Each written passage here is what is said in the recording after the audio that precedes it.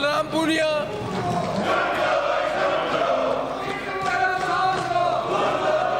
अध्यक्ष महोदय, राज्यपाल जी के अभिभाषण पर मुझे बोलने का आपने मौका दिया, इस बात के लिए मैं आपका धन्यवाद करता हूं। मैं ऐसी परिस्थिति में आपके बीच में बोल रहा हूं जहां हम आज़ादी के 75 साल के बाद देश में जो माहौल पा रहे हैं, आज़ादी की एक लंबी लड़ाई हमारे शहीदों ने लड़ी। देश के किसान मजदूर, देश का दबा कुचला वर्ग सामंतवादों से और अंग्रेजों से बड़े भारी परेशान थे। ऐसी परिस्थिति में लाखों लोग आपको अधिकार नहीं, अंग्रेजों की सरकार से लड़े, कुर्बानियां दी। आप प्रोटेस्ट करें। आज जो मेरे सामने लोग खड़े हैं, इनका आजादी से पहले का जो इतिहास है, मैं बाहर निकलने का बोलूंगा, वो यही इतिहास है। ये पहले सामंतों के साथ थे, आपका अधिकार नहीं है, ये अंग्रेजों के साथ थे। बात नहीं बोलेंगे, अल्लाह का करिए। मेरे से पहले बोलने वाले सदस्य ने सही कहा। अध्यक्ष महोदय, आजादी से पहले इनका कोई नाखून भी नहीं टूटा था। आजादी की लड़ाई में इनका कोई योगदान था? आप अल्लाह करें तो इनका एक ही काम था, ये अंग्रेजों की दलाली करते थे। आपको करना, अल्लाह माने वालों अब तक नहीं करेंगे। अंग्रेजों के तड़वे चाटने का काम करते थे। आज भी यही धंधा इनका है। आप उसको अब तक नहीं करेंगे। आज पूरे देश में जो माहौल, आई विल नेम यू, भाईचारे, एकजुटते का माहौल होना चाहिए था, उस माहौल को तोड़ने का अगर कोई काम कर रहा है तो देश की भाजपा का सरकार कर रही है। आजादी से पहले जब देश का किसान लड़ रहा था, देश का नौजवान लड़ रहा था, वो भूखमरी के खिलाफ, वो बेकारी के खिलाफ, एक शिक्षा के खिलाफ लड़ रहा था। लाखों लोगों की कुर्बानी के बाद, शहीद आजम भगत सिंह, सुखदेव, राजगुरु के फांसी टूटने के बाद, गांधी जी के अहिंसा आंदोलन के बाद, नेताजी सुभाष चंद्र बोस जैसे लोगों की आजादी खोज के परिणामों से अंग्रेज इस देश से गए, इस देश की सरकार बनी। उस सरकार ने एक संविधान बनाया। उस संविधान की 4 लाइनें मैं आपके बीच में कोट करना चाहता हूं। हालांकि सदन में बैठने वाले सारे लोग संविधान की शपथ खा करके देश के सदनों में बैठते।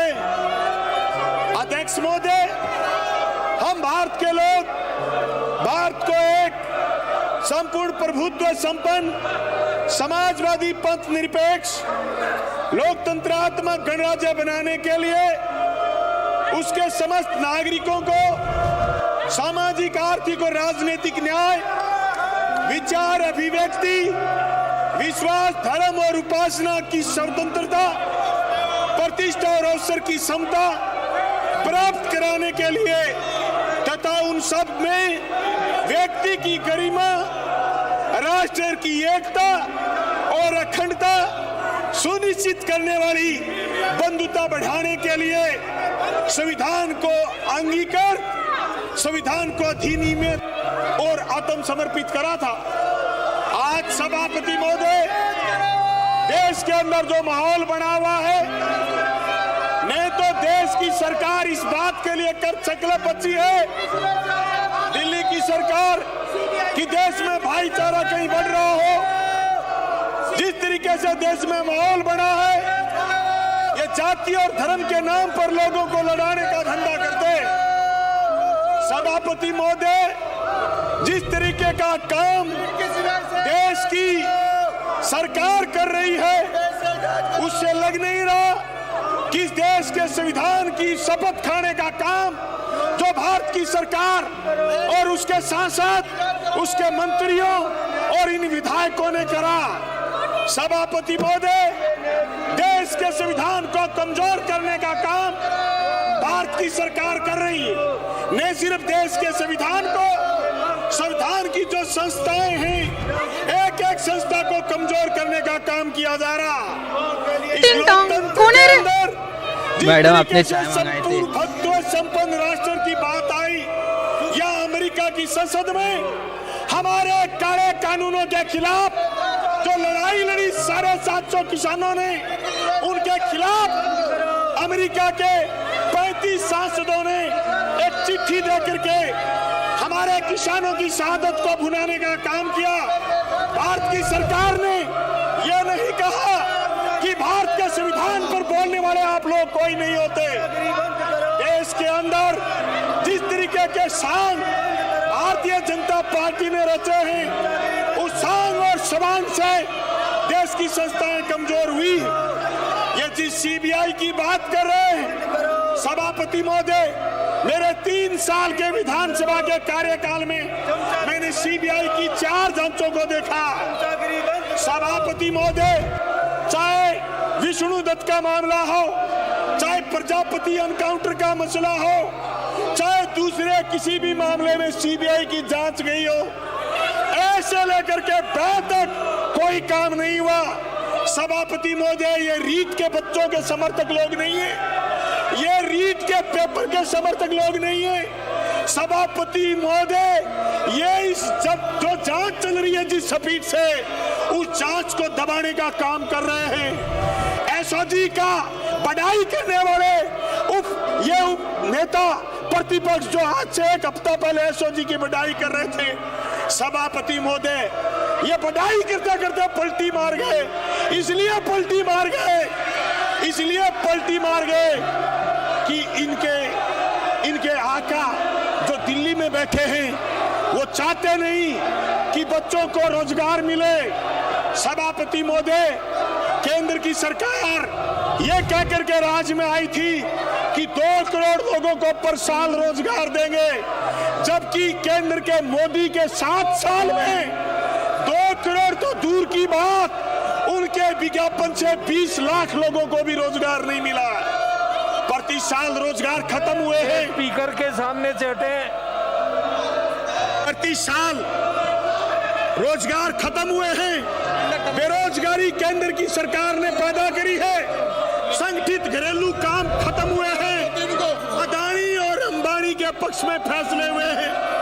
सभापति महोदय, मेरे पास कागज है। ये कागज कह रहा है, ऑक्सफैम इंडिया की ताजा रिपोर्ट इनक्वालिटी किल से पता चला, जहां भारत में 84% परिवारों को 1 साल में अपनी आय में भारी गिरावट का सामना करना पड़ा, वहीं अरबपतियों की संख्या 102 से बढ़कर के 142 हो गई है। सभापति महोदय, आप ताजुब करोगे, हमारे पड़ोसी मुल्क श्रीलंका में, भूटान में, मालदीव में प्रति व्यक्ति की आय बढ़ी है। हिंदुस्तान में प्रति व्यक्ति की आय गिरी है। ये बड़ी बेशर्मी से उन बातों को दबाना चाहते हैं। ये चिलपोंग इसलिए कर रहे हैं, ये अदानी और अंबानी के दलाल हैं, इसके अलावा कुछ नहीं है। इनकी कोई काबिलियत नहीं है। सभापति महोदय, ये सिर्फ और सिर्फ उनकी बात को ऊंचा रखना चाहते हैं। जो भारत सरकार लगातार ये कह करके आई थी कि हम जनता की बात करेंगे। थोड़े दिन पहले बजट आया सभापति महोदय, उस बजट में मनरेगा में 25,000 करोड़ रुपए की कटौती करी है। सभापति महोदय, मनरेगा में 25,000 कटौती का मतलब भूखमरी, बेकारी और बढ़ेगी। सभापति महोदय, खाद्य सब्सिडी 80,000 करोड़ रुपए कम हुए। अभी भी भारत की सरकार ने नए खाद्य सुरक्षा में नाम नहीं जुड़ जाए, इसलिए पोर्टल बंद कर रखा है। लेकिन आज भी 80,000 करोड़ रुपए की कटौती करने से गरीब आदमी के मुंह का निवाला छीनने का काम करा। जो केंद्र की सरकार ने इस बजट में किसानों के लिए उर्वरक सहायता कोष में 35,000 करोड़ की कटौती करी है। सभापति महोदय, आप चिंता मत करो। अरे मैं इनसे नहीं डरूंगा, चिंता मत करो। मैं 2 घंटे बोलूंगा, आप तो सुनते रहो मेरी बात। 2 घंटे बोलूंगा, 2 घंटे। सभापति महोदय, किसानों के उर्वरक में सहायता कोष में 35,000 करोड़ की कटौती करी है।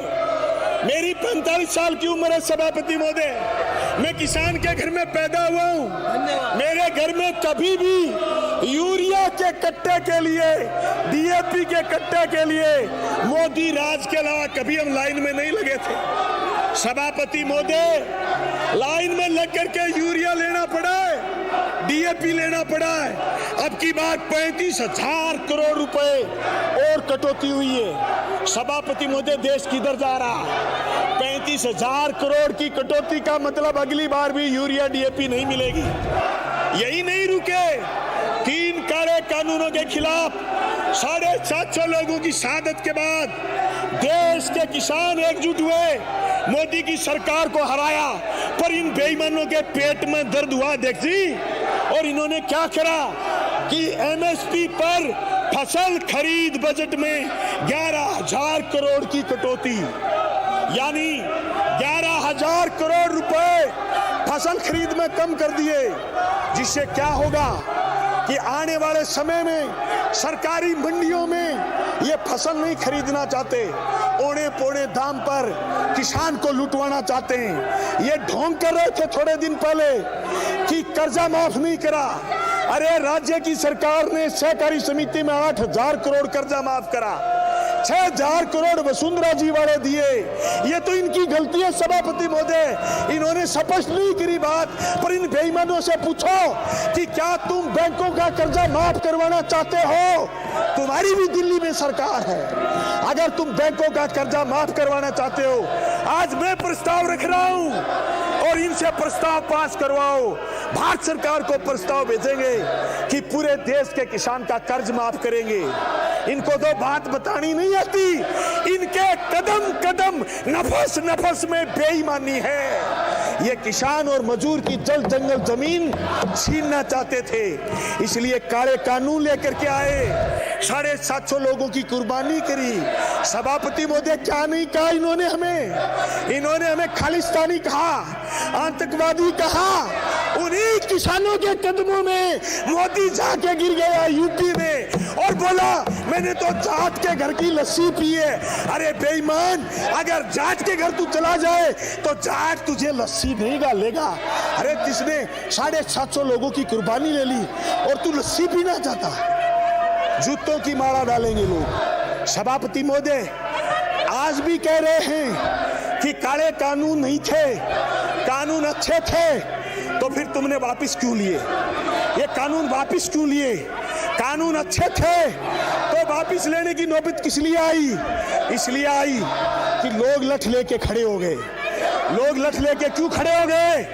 हमारी जमीन चली जाती, हमारे खेत उजड़ जाते, हमारे उत्पादन को कोई खरीदने वाला नहीं मिलता। इसलिए सभापति महोदय, किसान लड़ा, 750 लोगों की कुर्बानी हुई। उस कुर्बानी के बाद इनकी सरकार झुकी, झुकने के बाद माफी मांगी, माफी मांगने के बाद घड़ियाली आंसू बहाए, आंसू बहा करके कहा मैं आपका गुनहगार हूं। यही नहीं रुके सभापति महोदय, ये अभी उन शहीदों को शहीद नहीं मान रहे, ये मुकदमे वापिस नहीं ले रहे, अभी वादा खिलाफी कर रहे हैं। हम इनके खिलाफ फिर लड़ेंगे। हमने फिर ट्रालियों में सामान डाल लिया, इनकी खटिया खड़ी कर देंगे। सही बता रहा हूं आपको सभापति महोदय, ये कितने दोगले, आप अचंभा करोगे। जब ये गुजरात के प्रधानमंत्री थे मोदी जी, एफडीआई का विरोध करते थे, एफडीआई का विरोध करते थे कि एफडीआई गलत चीज है। जब आए तो एफडीआई लेके आए। जब ये गुजरात के मुख्यमंत्री थे तो कहते थे कि जीएसटी गलत है। जब प्रधानमंत्री बड़ा बेईमान तो जीएसटी को लागू करा। ये कितने दोगले हैं, इनका दोगलापन देखिए सभापति महोदय। मैं पिछले 15 मिनट से इनका दोगलापन गिना रहा हूं, अगली 1.5 घंटा और गिनाऊंगा। मेरा यही काम है आज मैं इनसे, इनका समय मेरे पास है, ये समय का इस्तेमाल नहीं करना चाहते। ये उसी पागलपन में जी रहे हैं, उस पागलपन में जो पागलपन का दौर इन्होंने लाए हैं ये देश में। मैं सभापति महोदय आपका ध्यान आकर्षित करना चाहता हूं कि इन्होंने देश को किस तरीके से लुटवाने का काम करा। अरे महंगाई की बात करो, देश के अंदर डाइन महंगाई के लिए वो मौसी स्मृति ईरानी सिलेंडर लेके बैठ जाती थी दिल्ली की सड़कों पर। स्मृति मौसी सिलेंडर लेके दिल्ली की सड़कों पर बैठ जाती थी। आज वो सिलेंडर गरीब को 1000 रुपए में नहीं मिलता, 1000 रुपए में सिलेंडर नहीं मिलता। इनकी उज्ज्वला योजना दम तोड़ गई। सिलेंडर को लोगों ने डस्टबिन में डाल दिया, क्योंकि सिलेंडर भरवा कोई गरीब नहीं सकता। आज जो खाद्यान्न तेल आज से 7 साल पहले 30, 40 और 50 रुपए में मिलता था, वो खाद्यान्न तेल आज 210 रुपए, 220 रुपए और 225 रुपए में मिलता। अरे गरीब के मुंह का निवाला छीनने का काम करा। मैं आपको यह भी बताना चाहता हूं कि जो प्लेटफार्म गरीब की रेल थी यात्रा करने के लिए, आज से 7 साल पहले प्लेटफार्म का टिकट सिर्फ 5 रुपए में मिलता था, आज 50 रुपए में प्लेटफार्म का टिकट मिलता। ये प्लेटफार्म बेच दिए, ये रेल बेच दी, ये तेल बेच दिया, एयरपोर्ट बेच दिए। ये सारा सामान बेचने वाले लोग ये कह रहे हैं कि हम बड़े अच्छे हैं, अच्छे दिन लाएंगे। तुम अच्छे दिन गरीबों का लाने वाले हो। ये गरीबों के साथ साथ गरीबी का मजाक उड़ाना जानते हैं। सभापति महोदय, काले कानूनों को निरस्त करने की जो लड़ाई हिंदुस्तान के किसान ने लड़ी, उस लड़ाई में इनका कोई योगदान नहीं था। ये उस समय हमारी बलि ले रहे थे, आज ये हमारे खेत की बलि लेना चाहते हैं। जो ताकतें इनके खिलाफ मुंह उठाई थी, जो ताकतें इनके खिलाफ एकजुट हुई थी, वो ये उन ताकतों को हतोत्साहित करना चाहते हैं, ये उन ताकतों को हतोत्साहित करना चाहते हैं। सभापति महोदय, मैं नहीं, राजस्थान की 8 करोड़ जनता देख रही है, देश के 125 करोड़ लोग देख रहे हैं, ये किस तरीके से जनता के मुद्दों को डाइल्यूट करना चाहते हैं। सभापति महोदय, मैं आप तमाम साथियों से कहना चाहता हूं, साथियों आप बैठो, साथियों मैं अपने आप संभाल लूंगा।